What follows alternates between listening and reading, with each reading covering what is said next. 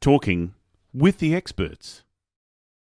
Hello and welcome to Talking with the Experts. My name's Rose Davidson from rosedavidson.com, and Talking with the Experts is about all things business by business owners for business owners. And you can find it on all good podcasting streaming platforms and on YouTube.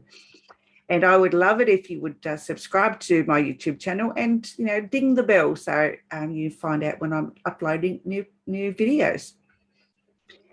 And I thank you in advance for doing that. Today my guest is Nancy Juetten. And Juetten. That's correct. Oh, excellent. And she is known as the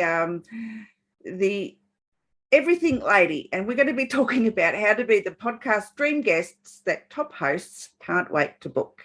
And her business is get known, get paid. Sorry, my tongue's not even working this morning.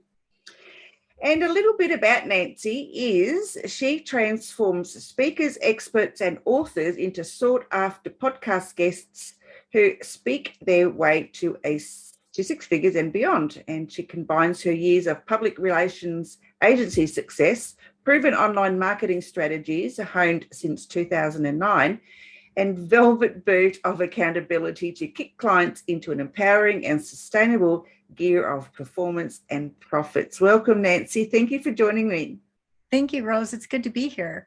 Yeah, we were having a bit of a discussion before we started this morning about what your groups and your subscriber list is like. And I was like, oh, wow, if I could get to that, I would be in seventh heaven, I think.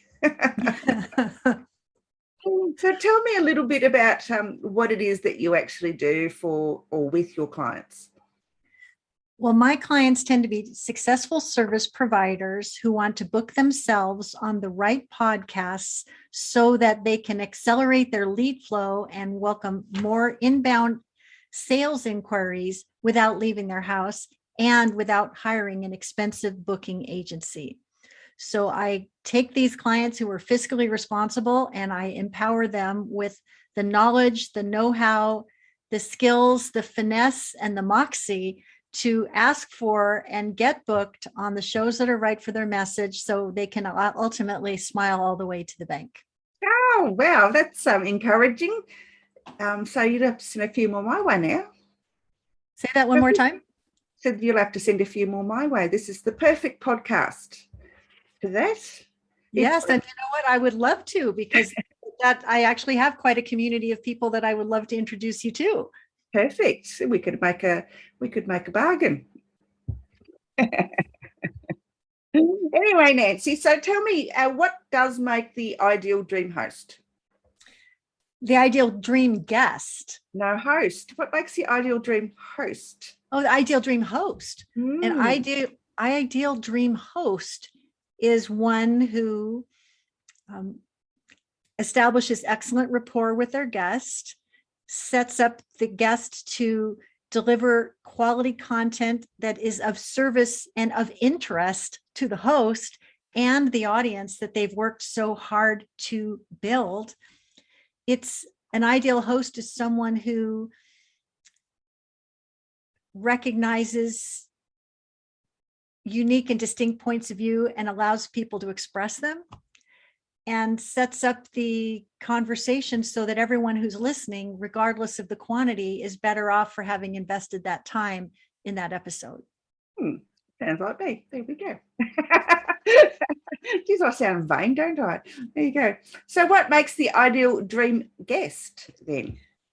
Well, the ideal dream guest is someone who cares as much about the host and the host's audience as he or she cares about him or herself. The ideal dream guest is ready to go to the show at the appointed time and is never late. The ideal guest not only shows up prepared and ready to have a great conversation, but the ideal guest also will have listened to the show before getting to the show to understand the vibe, the tribe, and the purpose so that there's a right audience to message match.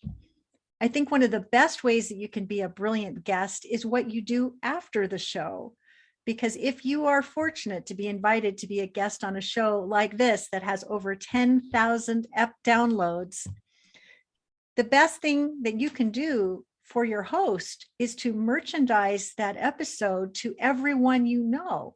Social media, your opt-in list, your Facebook group, post it to your online press room, because what it is that the host wants is more downloads, more 5-star reviews, more subscribers, and more relationships with people who care about the exchange of value between the parties.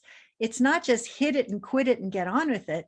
I tell people, nobody likes a one-night stand.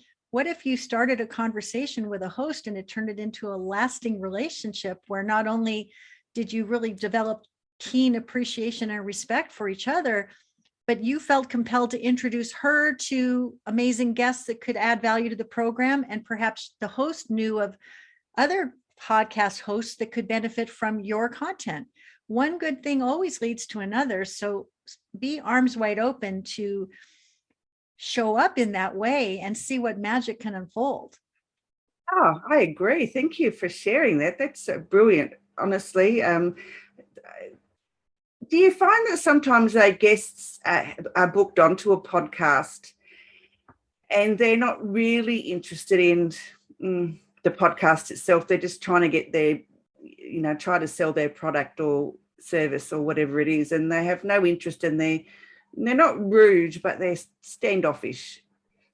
I will tell you that as a publicist working for big name clients over many decades, that happens a fair amount.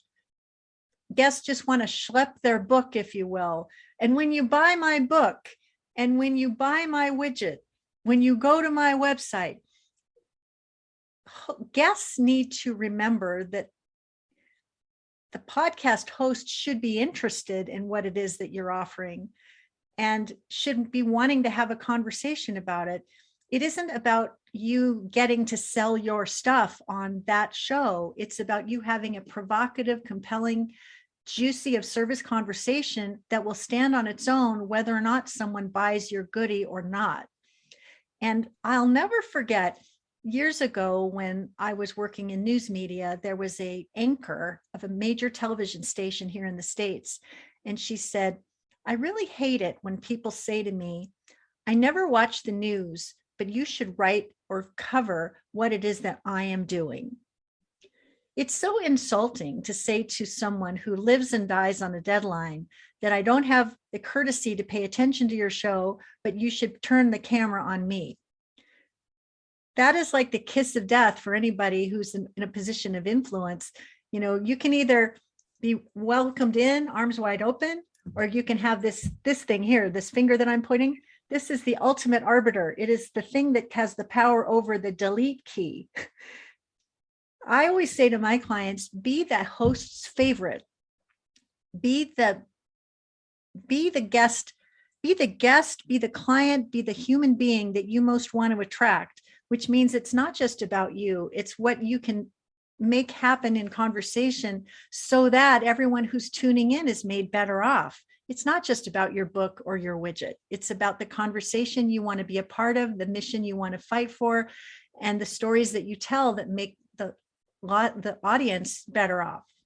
Yeah, I agree. It is like that. I mean, I try to run this podcast so that guests aren't sent, preordained questions or they've sent me questions that I'm permitted to ask them. I think I like this to be more like a coffee chat so that we're getting to know each other and the audience can feel relaxed, like they can sit in their lounge or they can sit at the cafe or whatever they're doing, having their coffee and feel like they are part of the podcast and they're being included because it's not structured and it doesn't sound fake. It doesn't sound like an acting role. Yeah, rehearsed. Yeah, I know that a lot of my guests love the fact that I don't send pre-organized questions and we just have a chat because you never know where the podcast is going to lead.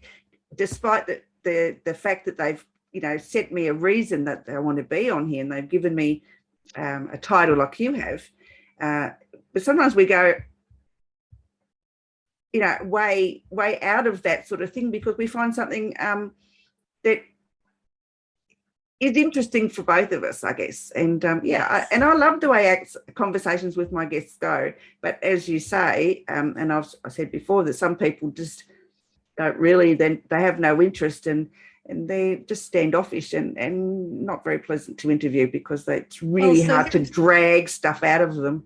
So here's what I have to say about that, because I've worked with clients who have been all over the board in this regard.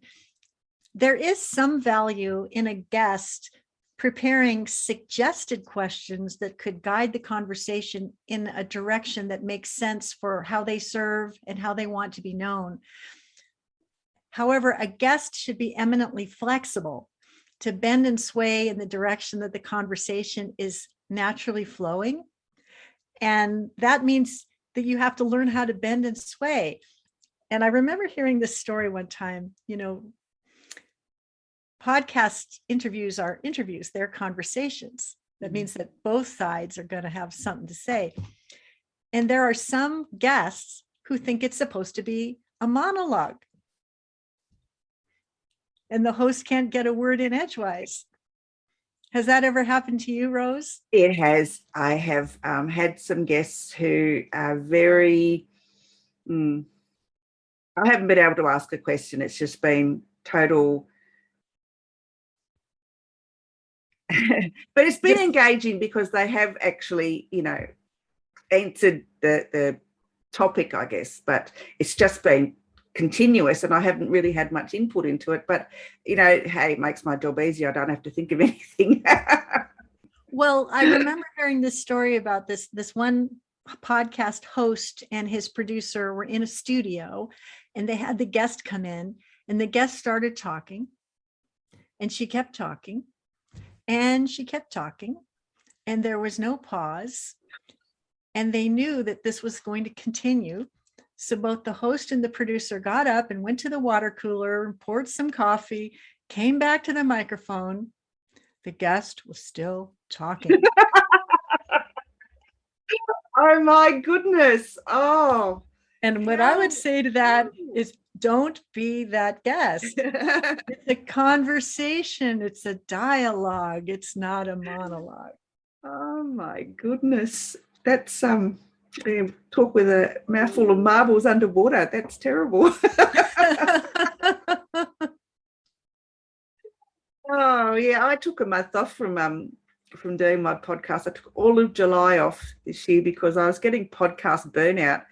I was like booking, people 5 days a week, and I was getting 3 and 4 interviews a day, and trying to run my business plus do the podcast was like, I was going to bed like 3 or 4 o'clock in the morning, then I'd have interviews straight away at 11. So I wasn't getting a lot of sleep, and my husband was complaining because I wasn't spending any time with him whatsoever.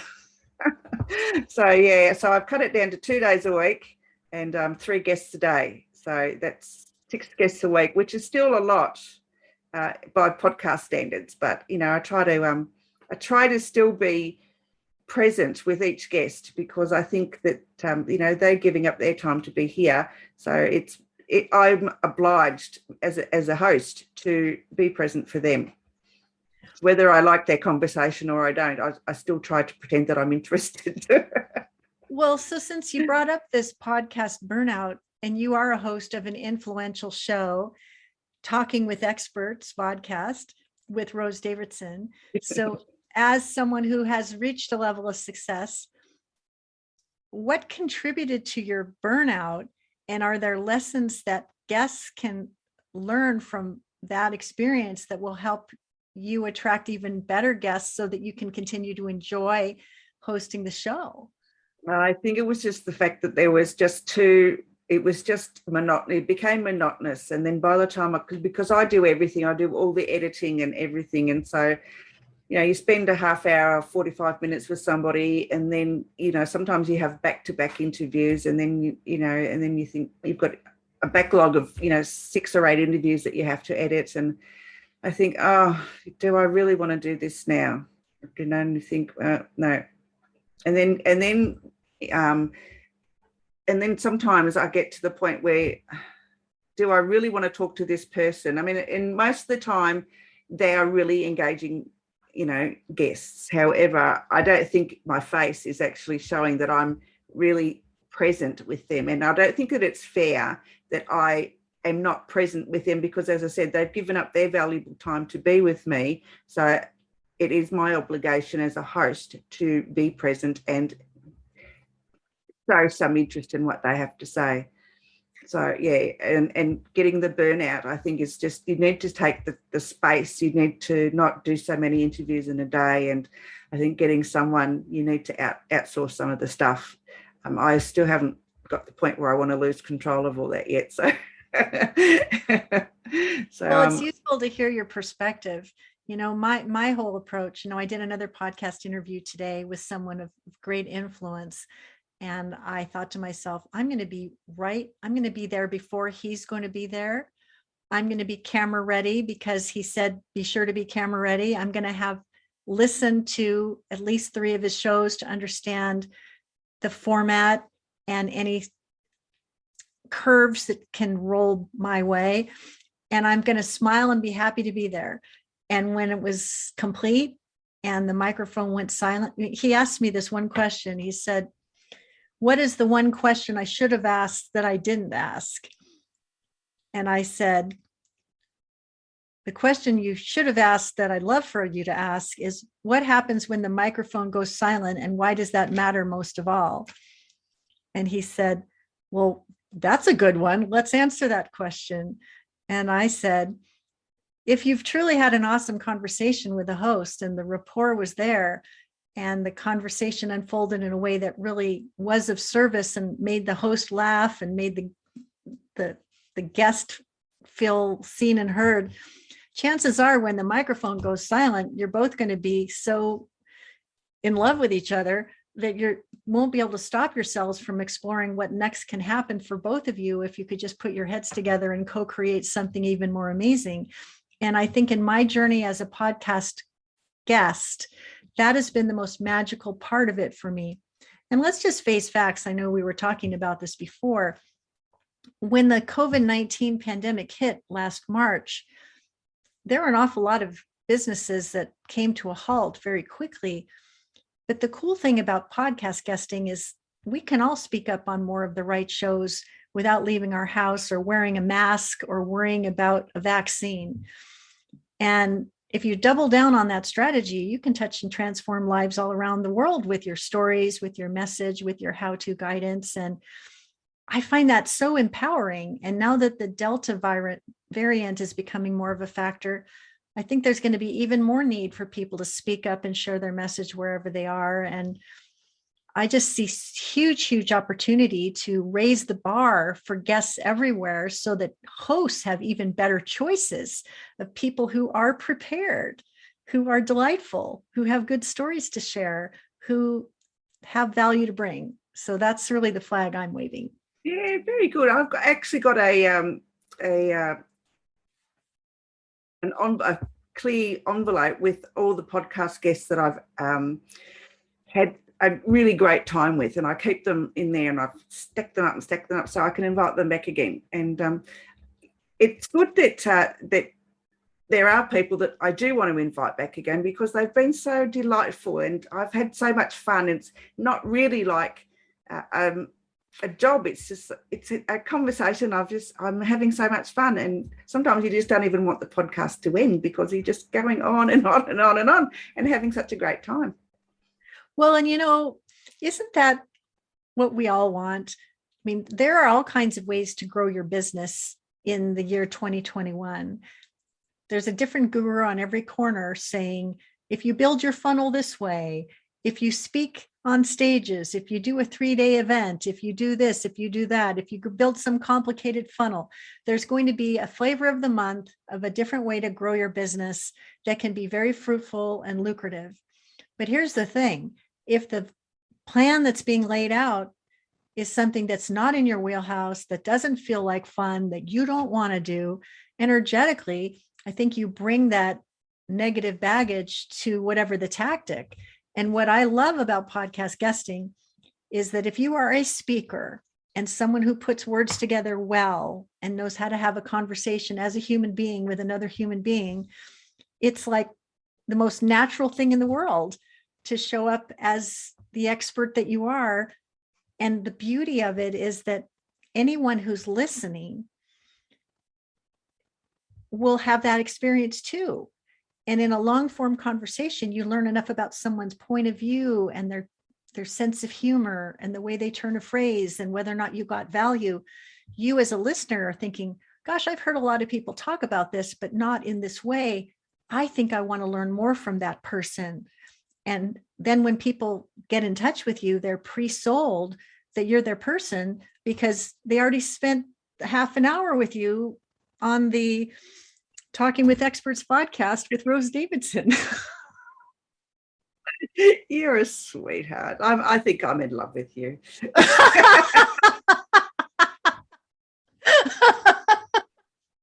Well, thank you. That's so kind. I'm enjoying myself with you as well. So, Nancy, have you written any books? Yes, I have. Please tell. I am the author of the Bye Bye Boring Bio workbook that helps you attract more clients, connections, leads, and cash as a speaker, expert, and author up to big things. And what's really powerful about my workbook is, I'll be honest, I wrote the first edition 10 years ago. I wrote the second edition the year after that. And then I rode that horse for a good long time, and I got very well known as the business bio expert. I rode that horse until that horse didn't want to hunt anymore. And then what happened is the pandemic happened. And I don't know if this has ever happened to you or any author you know, but sometimes you pick up the book you wrote 9 years ago and you read it with fresh eyes and you ask yourself, is this the best I can do in service to my audience today? Or should I do it over? So when the pandemic happened, I decided to redo the Bye Bye Boring Bio workbook so that it would be of service to virtual speakers and podcast guests from coast to coast and around the world, and became an Amazon #1 bestseller in a heartbeat.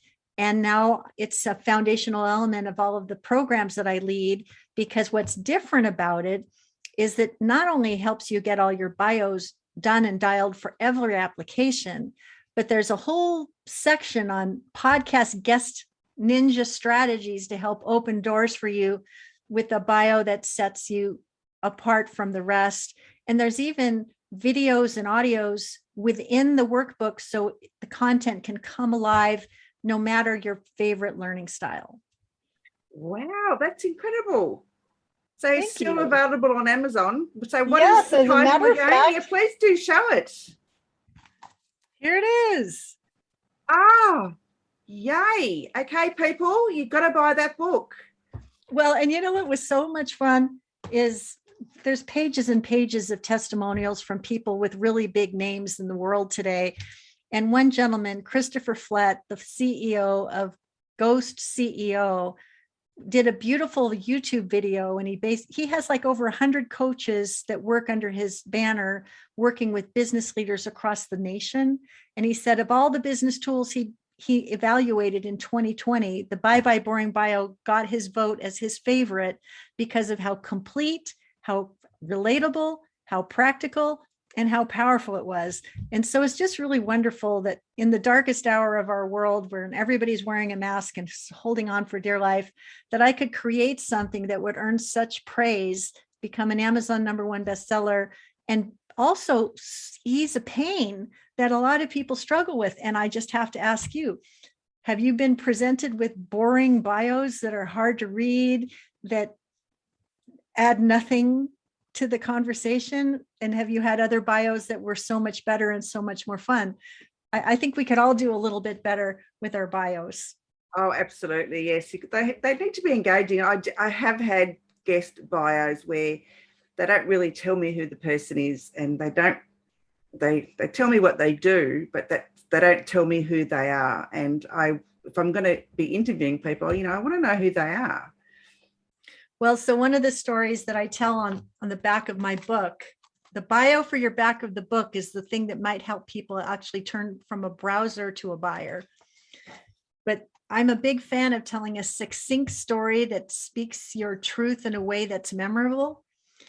So it says here, an action taker and results maker since she was 9 years old, Nancy wrote a letter to the president of the Tootsie Pop Corporation to reveal how many licks it takes to get to the center. She sent it in after watching a TV commercial featuring an animated owl that asked that question. Weeks later, she got a certificate in the mail from the president of the Tootsie Pop Corporation, and it made her feel important for the very first time. And she's since been using words on paper and online to make others feel important ever since. Oh, that's great. But it's one of those things where if you could tell a story that lets people know that this isn't just what you do for a living, it's what you were destined to do from a very early age, people know that it's not just every hour a billable hour. It's she's the one to go to get that problem solved so that I can be memorable, referable, easily found, and easily hired. And I want that for everyone who wants to be doing business today and forever. Hey, do you want to hold the book up again so people can sure. have another look? Terrific. All right, guys, you need to buy this book. It sounds intriguing. I think I might have to go and buy it myself. I will send you a copy as my gift to you. Oh, you're a darling. So where can people find you, Nancy? Well, since we're talking about turning into becoming the podcast dream guest, the top host can't wait to book, the thing I would love for you to run and not walk to go get is the Media One Sheet gift template that will help you position yourself as a host, a guest that a top host can't wait to book. So if you go to www.mediaonesheetnow.com, MEDIAONESHEET now.com, you can download a handy dandy template that within 15 minutes you can upload your photo, your host friendly bio, your hot media topics, how you want to get booked, and what's special and compelling about you. You can get that done in 20 minutes or less. You will be media ready, media savvy, and ready to go to the show. Great plug. Thank you.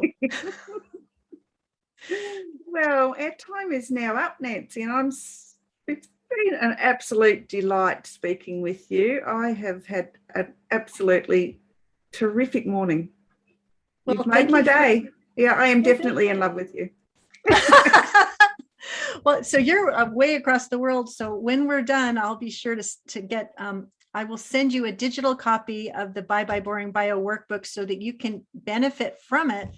And I hope that you enjoy it. And I hope that there's more for us to do to support each other. So thank you. I look forward to receiving it. Thank you so much for your gift. It's lovely. All right. Pleasure. Thanks, Nancy. Thank you, Rose. Before we go, any wise words? Believe and behave as if the most important person is going to call you tomorrow, and rise up to the occasion so that you will be their favorite. So doors will open and you will be seen, heard, celebrated, and most importantly, compensated. That's beautiful. Beautiful. All right. Thank you so much. Thank you.